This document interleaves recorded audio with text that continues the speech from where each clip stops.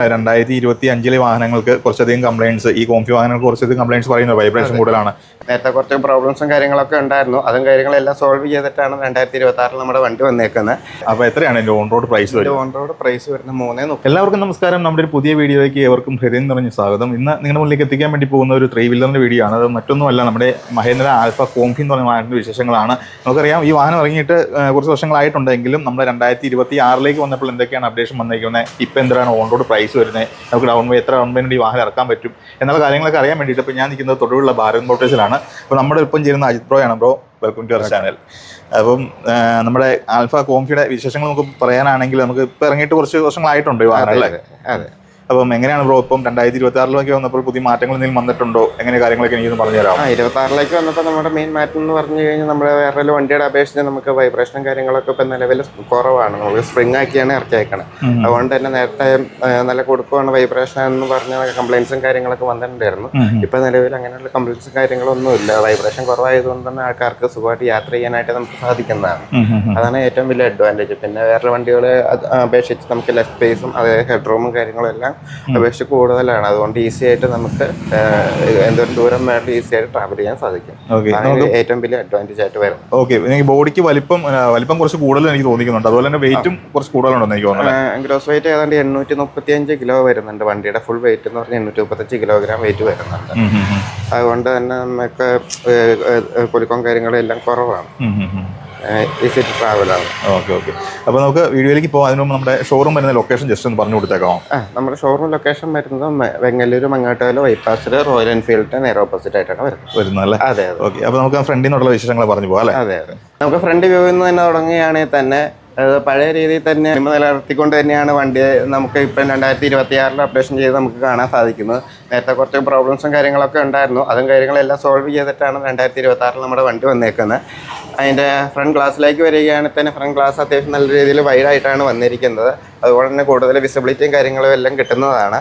പിന്നെ ഇതിൻ്റെ ഫ്രണ്ടിലേക്ക് വരികയാണെങ്കിൽ നമ്മുടെ മഹീന്ദ്രയുടെ ഒരു ബാഡ്ജിങ് കാണാം. അതിൻ്റെ കൂടെ തന്നെ നമ്മുടെ ഹെഡ്ലൈറ്റ് വരുന്നത് ഹാലജൻ ലൈറ്റാണ് വരുന്നത്. അതുകൊണ്ട് സൈഡിൽ തന്നെയാണെങ്കിൽ നമ്മുടെ ഇൻഡിക്കേറ്റേഴ്സൊക്കെ ആണെങ്കിൽ അത്യാവശ്യം വലിയ ഇൻഡിക്കേറ്റേഴ്സാണ്. ബാക്കിൽ വരുന്ന വണ്ടിക്കും ഒക്കെ ആണെങ്കിൽ നല്ല വിസിബിലിറ്റിയും കാര്യങ്ങളൊക്കെ കിട്ടുന്നുണ്ട്. മൺകാട് വരുന്നത് ഫൈബറാണ് വരുന്നത്. പിന്നെ ടയറിലേക്ക് വരികയാണെങ്കിൽ തന്നെ ടയർ സൈസ് വരുന്നത് 12 ഇഞ്ചസാണ് ടയർ സൈസ് വരുന്നത്. അതിൻ്റെ കൂടെ തന്നെ നമ്മുടെ സിംഗിൾ ഷോക്കും വരുന്നുണ്ട്. അതുകൊണ്ട് തന്നെ നമുക്ക് വണ്ടിക്ക് കുലുക്കവും കാര്യങ്ങളും എല്ലാം കുറവായിരിക്കും. ക്വാളിറ്റിയുള്ള വൈപ്പറാണ് നമുക്കിവിടെ കാണാൻ സാധിക്കുന്നത്. അതിൻ്റെ കൂടെ 2 സൈഡ് മിറേഴ്സും വരുന്നുണ്ട്. സൈഡ് മിറേഴ്സ് ആണല്ലോ അത്യാവശ്യം നമ്മുടെ ബാക്കിലൊക്കെ നോക്കുകയാണെങ്കിൽ അത്യാവശ്യം നല്ല വിസിബിലിറ്റിയും കാര്യങ്ങളും എല്ലാം കിട്ടുന്നുണ്ട്. നമ്മുടെ വീൽ ബേസ് വരികയാണെങ്കിൽ തന്നെ 2005 mm ആണ് നമ്മുടെ വീൽ ബേസ് വരുന്നത്. അതിൻ്റെ കൂടെ തന്നെ അത്രയും വീൽ ബേസ് ഉള്ളതിനെ തന്നെ നമുക്ക് ഈ വണ്ടിക്ക് അത്യാവശ്യം നീളവും കാര്യങ്ങളും എല്ലാം ഉണ്ട്. അതുകൊണ്ട് തന്നെ നമുക്ക് അകത്തേക്ക് പോവുകയാണെങ്കിൽ തന്നെ നമ്മുടെ ഡ്രൈവർക്കാണെങ്കിൽ അത്യാവശ്യം കൂടുതൽ ലെഗ് റൂമും കാര്യങ്ങളും എല്ലാം കിട്ടുന്നുണ്ട്. അതുകൊണ്ടാണ് നമുക്ക് കംഫർട്ടായിട്ട് ഡ്രൈവ് ചെയ്യാനും കാര്യങ്ങളും എല്ലാം സാധിക്കുന്നതാണ്. ഗ്രൗണ്ട് ക്ലിയറൻസിലേക്ക് വരികയാണെങ്കിൽ 175 mm വരുന്നുണ്ട്. അതുകൊണ്ട് തന്നെ ഏതെങ്കിലും ചെറിയ വഴി കൂടെ എന്തെങ്കിലും പോകുമ്പം അടി തട്ടാണ്ടിരിക്കാനും നമുക്കതിന് സഹായകമാകുന്നതാണ്. പിന്നെ വേറെയുള്ള വണ്ടികളെ അപേക്ഷിച്ച് തുറന്നല്ലേ ഇരിക്കണേ, നമുക്ക് ചെറിയൊരു ഡോറും കൂടെ വരുന്നുണ്ട്. സേഫ്റ്റി നോക്കിയിട്ടാണ് നമുക്ക് ആ ഡോറും കൂടെ ഇതിലേക്ക് ലഭിക്കുന്നത്.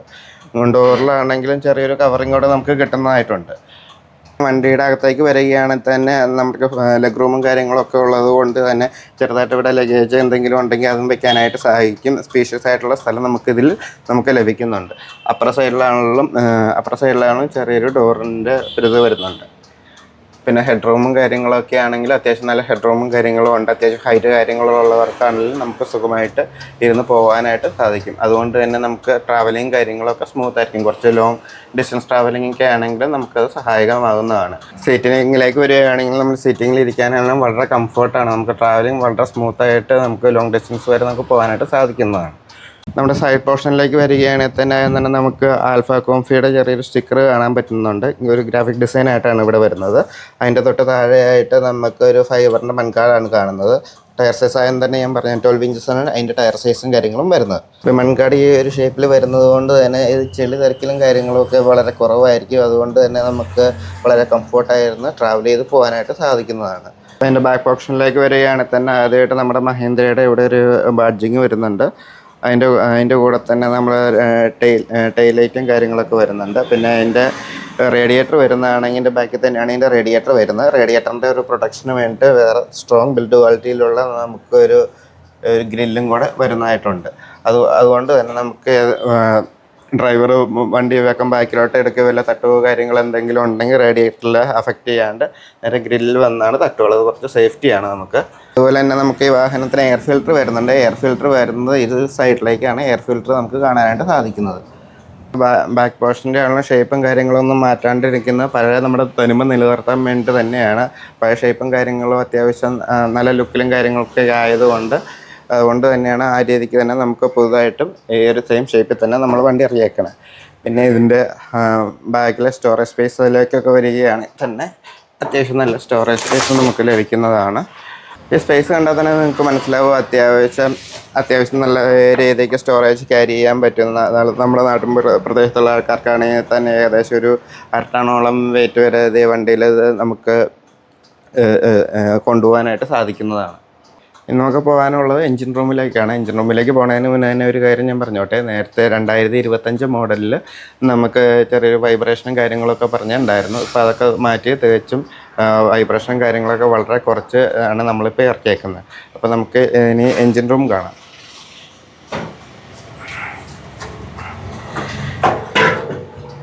നമ്മുടെ എഞ്ചിനിലേക്ക് വരികയാണെങ്കിൽ തന്നെ 4 stroke single cylinder water cooled diesel എഞ്ചിനാണ് നമ്മുടെ വരുന്നതായിട്ടുള്ളത്. പിന്നെ ഇതിൻ്റെ പവർ വരുന്നത് 7 kW പവർ വരുന്നത്. പിന്നെ അതിൻ്റെ കൂടെ ടോർക്ക് എന്ന് പറഞ്ഞാൽ 23.5 Nm ടോർക്കാണ് നമുക്ക് കിട്ടുന്നതായിട്ടുള്ളത്. പിന്നെ അതിൻ്റെ നമ്മുടെയൊക്കെ ഗ്രേഡബിലിറ്റി വരുന്നത് 10.2% ആണ് അതിൻ്റെ ഗ്രേഡബിലിറ്റിയും കാര്യങ്ങളൊക്കെ പറയുന്നത്. ഇതിൻ്റെ CC എന്ന് പറഞ്ഞാൽ 597 CC ആണ് നമുക്ക് കിട്ടുന്നതായിട്ടുള്ളത്. പിന്നെ നമ്മുടെ ഫുൾ ടാങ്ക് വരുന്നത് റൈറ്റ് സൈഡിലാണ്. ഇവിടെ ആയിട്ടാണ് നമ്മൾ ഫ്യൂൾ ടാങ്ക് വരുന്നത്. ഫുൾ ടാങ്കിൻ്റെ കപ്പാസിറ്റി എന്ന് പറഞ്ഞാൽ 10.5 ലിറ്റർ ആണ് വരുന്നത്. ഇതിൻ്റെ മൈലേജിലേക്ക് തന്നെ വന്നു കഴിഞ്ഞാൽ നമുക്ക് 29 ഇതിൻ്റെ മൈലേജ് കിട്ടുന്നത്. അതിൻ്റെ കൂടെ തന്നെ ഇതിൻ്റെ നമുക്ക് സൈഡിലോട്ട് വരികയാണെങ്കിൽ സൈഡിൽ ആൽഫ കോംഫി എന്ന് പറഞ്ഞ ചെറിയൊരു ഗ്രാഫിക് ഡിസൈനോടെ കാണാനായിട്ട് സാധിക്കുന്നതാണ്. പിന്നെ നമുക്ക് ഇതിൻ്റെ ഡ്രൈവർ ക്യാബിനിലേക്ക് വരികയാണെങ്കിൽ തന്നെ നമുക്ക് ലഭിക്കുന്നത് നേരത്തെ കിട്ടിക്കൊണ്ടിരുന്നത് 4+1 ആയിരുന്നു. ഇപ്പം നമുക്കിതിലേക്ക് കാണാൻ തന്നെ സാധിക്കും. ഇതിൽ 5 ഗിയറുണ്ട്. 5+1 ഗിയറാണ് നമുക്ക് ഗിയർ സിസ്റ്റമാണ് നമുക്കിതിൽ ലഭിക്കുന്നത്. അതുകൊണ്ടാണെങ്കിൽ തന്നെ വലിയുടെ കാര്യങ്ങൾക്കൊക്കെ പ്രശ്നങ്ങൾ ആൾക്കാർ പറഞ്ഞിട്ടുണ്ടായിരുന്നു. ഇപ്പോൾ കൂടുതലായിട്ട് വണ്ടി കയറ്റം വലിക്കുകയും കാര്യങ്ങളും ഒക്കെ ചെയ്യുന്നതാണ്. ഒരു ഗിയറും കൂടെ കൂടുതലുള്ളതാണ്. അത് ഒരു അഡ്വാൻറ്റേജും കൂടിയാണ്. പിന്നെ അതിൻ്റെ ലെഫ്റ്റ് സൈഡിൽ തന്നെ സ്വിച്ചസിലേക്ക് വരികയാണെങ്കിൽ ഈ സൈഡിലാണ് പാർക്ക് ലൈറ്റ് വരുന്നത്. അതിൻ്റെ തൊട്ടിപ്പുറം വൈപ്പർ ദെൻ ഹസാർഡ് സ്വിച്ചാണ്. ഡബിൾ ഇൻഡിക്കേറ്ററാണ് ഇവിടെ വരുന്നത്. പിന്നെ നമുക്ക് ഫോൺ ഹോൾഡ് ചെയ്യാൻ വേണ്ടി ചെറിയൊരു ഫോൺ ഹോൾഡറും കൂടെ ഇവിടെ വരുന്നുണ്ട്. പിന്നെ അതിൻ്റെ കൂടെ തന്നെ 12 വോട്ടിൻ്റെ ഒരു ചാർജിങ് പോർട്ട് നമുക്ക് ഇവിടെ ലഭിക്കുന്നുണ്ട്. പിന്നെ അതിൻ്റെ റിവേഴ്സ് വരുന്നത് അതിൻ്റെ താഴെയാണ്. ഇവിടെയാണ് നമുക്ക് റിവേഴ്സ് വരുന്നത്.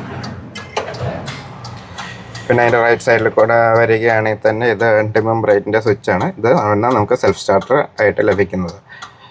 നേരത്തെ ഡീകംപ്രഷൻ കേബിൾ വരുന്നുണ്ടായിരുന്നു. ഇപ്പോൾ അതിൻ്റെ ആവശ്യമില്ല. നേരെ കീ ഓൺ ആക്കിയിട്ട് സെൽഫ് സ്റ്റാർട്ട് ചെയ്യേണ്ട ആവശ്യമായിട്ട് വരുന്നുള്ളൂ. പിന്നെ ഇതാണ് ഇതിൻ്റെ ഇൻഡിക്കേറ്റേഴ്സും കാര്യങ്ങളും. ഇതിൻ്റെ ഫോണും കാര്യങ്ങളും ഒക്കെ ഇതാണ് വരുന്നത്. പിന്നെ അതിൻ്റെ നമുക്ക് മീറ്ററിലേക്ക് വരികയാണെങ്കിൽ തന്നെ നമുക്ക് കാണാൻ സാധിക്കുന്നത് ഡിജിറ്റലും അനലോഗുമായിട്ടുള്ള മീറ്റർ കൺസോളാണ് നമുക്ക് ഇതിനകത്ത് കാണാൻ സാധിക്കുന്നത്. അതിൽ നമുക്ക് കിലോമീറ്റർ കാണിക്കുന്നതിന് ഡീറ്റെയിലാണ് കാണിക്കുന്നത്. നമുക്ക് അതിൽ സ്പീഡ് വേരിയേഷനും കാര്യങ്ങളൊക്കെ കാണിക്കുന്നത് അനലോഗിലാണ് കാണിക്കുന്നത്. അതിൻ്റെ കൂടെ ടെമ്പറേച്ചറിൻ്റെ ഒരു ഇൻഡിക്കേറ്ററും കാണിക്കുന്നുണ്ട്. ലെഫ്റ്റ് സൈഡിലാണെങ്കിൽ അതിൻ്റെ ഫ്യൂവൽ എന്തോരം ഉണ്ടെന്നോ അതിൽ കാണിക്കുന്നതായിട്ടുണ്ട്. പിന്നെ അതിൻ്റെ റൈറ്റ് സൈഡിലോട്ട് വരികയാണെങ്കിൽ തന്നെ അതിൻ്റെ റൈറ്റ് സൈഡിലെ ചെറിയൊരു ഗ്ലൗ ബോക്സും കൂടെ നമുക്ക് കാണാനായിട്ട് സാധിക്കുന്നതാണ്. ബോഡിയിലേക്ക് വരികയാണെങ്കിൽ തന്നെ അതിനായിട്ട് കാണാൻ പറ്റുന്ന നമുക്ക് മെറ്റൽ ബോഡിയാണ്. നല്ല സ്ട്രോങ് ആയിട്ടുള്ള മെറ്റൽ ബോഡിയാണ് നമുക്ക് ലഭിക്കുന്നതായിട്ടുള്ളത്.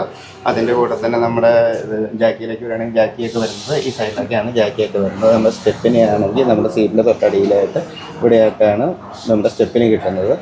പിന്നെ നമുക്ക് ഹാൻഡ് ബ്രേക്കിലേക്ക് തന്നെ പോവുകയാണെങ്കിൽ തന്നെ ഹാൻഡ് ബ്രേക്ക് ഒരു നേരത്തെ കിട്ടിക്കൊണ്ടിരുന്നിടത്ത് തന്നെ അതേ രീതിയിൽ തന്നെയാണ് നമുക്ക് ഹാൻഡ് ബ്രേക്ക് കാര്യങ്ങളൊക്കെ ലഭിക്കുന്നതായിട്ടുള്ളത്. അപ്പോൾ ഇത് നമ്മുടെ വാഹനത്തിന്റെ വിശേഷങ്ങൾ അത്യാവശ്യം പറയേണ്ട കാര്യങ്ങളൊക്കെ നമ്മൾ ഡീറ്റെയിൽ പറഞ്ഞിട്ടുണ്ട് അല്ലേ? അപ്പോൾ ഇനി മെയിൻ ആയിട്ട് പറയേണ്ടത് ഇതിന്റെ ഒരു പ്രൈസിന്റെ കാര്യത്തിലേക്കാണ്. അപ്പോൾ എത്രയാണ് ഇതിന്റെ ഓൺ റോഡ് പ്രൈസ് വരുന്നത്? ഓൺ റോഡ് പ്രൈസ് വരുന്നത് 339 നമ്മുടെ ഓൺ റോഡ് പ്രൈസ്.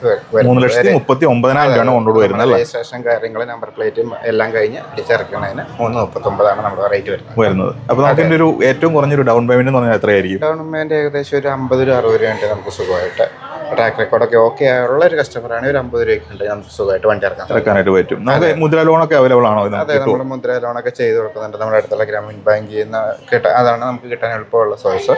അവിടെ നിന്നൊക്കെ ആണെങ്കിൽ നമ്മൾ ചെയ്ത് കൊടുക്കുന്നുണ്ട്. ഓക്കെ. എല്ലാ കസ്റ്റമേഴ്സിനും തന്നെ അത്യാവശ്യം നല്ല റെക്കോർഡുള്ള കസ്റ്റമറാണ്. സുഖമായിട്ട് നമുക്ക് മുദ്ര ലോൺ കിട്ടും. ഓക്കെ, നമ്മൾ ഈ 60,000 രൂപ ഡൗൺ പേയ്മെന്റ് കാര്യം പറഞ്ഞല്ലോ. അപ്പോൾ നമുക്ക് ഈ ഒരു EMI-ലേക്ക് വന്ന് ഒരു മന്തിൽ എത്ര EMI ഏകദേശം വരും? എത്ര വർഷത്തേക്ക് ലോൺ അവൈലബിൾ ആണ്? 4 കൊല്ലം വരെ ലോൺ അവൈലബിൾ ആണ്. ഈ ഏകദേശം ഒരു 9 രൂപ 9,500 രൂപയൊക്കെയാണ് EMI. ഏകദേശം 4 വർഷത്തെ ഒരു EMI-യുടെ കണക്കാണ് അപ്പോൾ പറഞ്ഞത്. 4 കൊല്ലത്തിൽ ഒരു മാസം 9,500 ആ റേഞ്ചിൽ വെച്ച് നമ്മൾ അടയ്ക്കേണ്ടതായിട്ട് വരും. ഓക്കെ, പിന്നെ നമ്മൾ ആദ്യം പറഞ്ഞില്ല 2025 വാഹനങ്ങൾക്ക് കുറച്ചധികം കംപ്ലൈൻറ്റ്സ്, ഈ കോംഫി വാഹനങ്ങൾക്ക് കുറച്ചധികം കംപ്ലൈൻറ്റ്സ് പറയുന്നത് വൈബ്രേഷൻ കൂടുതലാണ്, കാര്യങ്ങളൊക്കെ പറഞ്ഞിട്ടായിരുന്നു നമ്മൾ പറഞ്ഞിട്ടുണ്ടായിരുന്നു. അപ്പോൾ അതുകൊണ്ട് അപ്പോൾ കംപ്ലൈന്റ് ഒക്കെ മാറ്റിയിട്ടുണ്ടെന്ന് നമ്മൾ പറഞ്ഞു അല്ലേ? നമ്മൾ ഇങ്ങനെ കുറെ നമ്മൾ ടെസ്റ്റ് ഡ്രൈവും കാര്യങ്ങളൊക്കെ കൊടുക്കുന്നുണ്ട്. അതിനോടൊക്കെ നമ്മുടെ കസ്റ്റമേഴ്സ് ഓടിച്ച് നോക്കുന്ന കസ്റ്റമേഴ്സ് ഒക്കെ പറയുന്നുണ്ട് താരതമ്യേന അതൊക്കെ നല്ല വൈബ്രേഷൻ ആയിരുന്നു. ഇപ്പോൾ ഉള്ളതിനൊക്കെ വൈബ്രേഷൻ വളരെ കുറവാണ്. വണ്ടി പോകുന്ന പോലും അറിയുന്നില്ല എന്നുള്ള രീതിക്കാണ് ആൾക്കാർ പറഞ്ഞു തുടങ്ങിയിട്ടുണ്ട്. ഓക്കെ, അപ്പോൾ അതുകൊണ്ട് തന്നെ ഞാൻ ഒരു കാര്യം ചോദിക്കുകയാണ്, നമുക്ക് ഈ വാറണ്ടി എത്രയാണ്? ഇതിന്റെ എത്ര കിലോമീറ്റർ അല്ലെങ്കിൽ എത്ര വർഷത്തേക്കാണ് വാറണ്ടി പ്രൊവൈഡ് ചെയ്യുന്നത്? വാറണ്ടി കിട്ടുന്നത് 3 കൊല്ലം അല്ലെങ്കിൽ 1,00,000 കിലോമീറ്റർ വരെ. ഏതാണോ ആദ്യമാവുന്നത് അതുവരെ നമുക്ക് വാറണ്ടി ലഭിക്കുന്നത്. ഓക്കെ, അപ്പോൾ നമ്മൾ മൈലേജിന്റെ കാര്യം ആദ്യം തന്നെ പറഞ്ഞില്ല, 29+ ആണ് അതിന്റെ മൈലേജ് അല്ലേ? അങ്ങനെയല്ലേ പറഞ്ഞിട്ടുണ്ട്? 29 കമ്പനി പറയുന്ന മൈലേജ്. അതെ, നമുക്ക് കസ്റ്റമേഴ്സ് ഒക്കെ നമുക്ക് സർവീസിനൊക്കെ വരുമ്പോൾ കസ്റ്റമേഴ്സ് പറയേണ്ട 27, 28 ആ റേഞ്ച്, 28, 29 ആ റേഞ്ചിനിടയ്ക്ക് 27, 28 കിട്ടുന്നുണ്ട്. അതെ, ആ റേഞ്ചിൽ കിട്ടുന്നുണ്ടെന്നാണ്. ഓക്കെ. അപ്പോൾ എന്തായാലും ഞാൻ അജിതിന്റെ നമ്പർ ഞാൻ താഴെ കൊടുക്കുന്നുണ്ട്. നമുക്ക് പുതിയ നമ്മുടെ ആൽഫ കോംഫിനെ കുറിച്ച് കൂടുതൽ ഡീറ്റെയിൽ അറിയാനോ ടെസ്റ്റ് ഡ്രൈവ് ചെയ്ത് നോക്കാനോ ഒക്കെ ആണെങ്കിൽ തീർച്ചയായിട്ടും വാഹനം ഇവിടെ അവൈലബിൾ ആയിട്ടുണ്ട്. അതുപോലെ നമുക്ക് ആൽഫ കോംഫി എന്നല്ല കേട്ടോ, നമ്മുടെ മഹേന്ദ്രയുടെ 3 വീലർ സെഗ്മെന്റിലെ ഏത് വാഹനമാണെങ്കിലും നമ്മുടെ പുതിയ കൂടെ ഇറങ്ങിയിട്ടുണ്ടായിരുന്നു, അതിന്റെ വീഡിയോ ഒക്കെ നമ്മൾ ചെയ്തിട്ടുണ്ടായിരുന്നു. അപ്പോൾ അതിന്റെ വിശേഷങ്ങളും കാര്യങ്ങളൊക്കെ ഡീറ്റെയിൽ ഒക്കെ അറിയാനാണെങ്കിൽ ബ്രോ ആയിട്ട് കോൺടാക്ട് ചെയ്താൽ മതി. തീർച്ചയായിട്ടും നിങ്ങൾ ഹെൽപ്പ് ചെയ്യുന്നതായിരിക്കും കേട്ടോ. അപ്പോൾ ഇന്നത്തെ വീഡിയോ നമുക്ക് വൈൻഡപ്പ് ചെയ്താലോ? ഓക്കെ, അപ്പോൾ ഇന്നത്തെ വീഡിയോ വൈൻഡപ്പ് ചെയ്യാൻ വേണ്ടി പോവാണ്. അതിന് മുമ്പ് ചെറിയൊരു കാര്യം പറഞ്ഞോട്ടെ. നിങ്ങൾ ആൽഫ കോംഫി എന്ന് പറഞ്ഞ ഈ പാസഞ്ചർ വാഹനം നിങ്ങൾ യൂസ് ചെയ്തിട്ടുണ്ടെങ്കിൽ തീർച്ചയായിട്ടും നിങ്ങളുടെ വിലയേറിയ അഭിപ്രായങ്ങളും നിർദ്ദേശങ്ങളൊക്കെ ഒന്ന് കമന്റ് ചെയ്യുകയാണെങ്കിൽ അത് നമ്മുടെ വാഹനം എടുക്കാൻ നിൽക്കുന്നവർക്കും അതുപോലെ നമ്മുടെ വീഡിയോ കാണുന്നവർക്കും എല്ലാം അതൊരു ഉപകാരമായിട്ട് മാറും. അപ്പോൾ bro thank you so much. അപ്പോൾ എല്ലാവർക്കും നന്ദി, നമസ്കാരം. അപ്പോൾ നമ്മുടെ വീഡിയോ ആദ്യമായിട്ട് കാണുകയാണെങ്കിൽ ദയവായിട്ട് ചാനൽ സബ്സ്ക്രൈബ് ചെയ്യാനും വീഡിയോ ഷെയർ ചെയ്യാനുള്ള കാര്യങ്ങളൊക്കെ ഒന്നും മറന്നു പോകരുത്. അപ്പോൾ നന്ദി, നമസ്കാരം.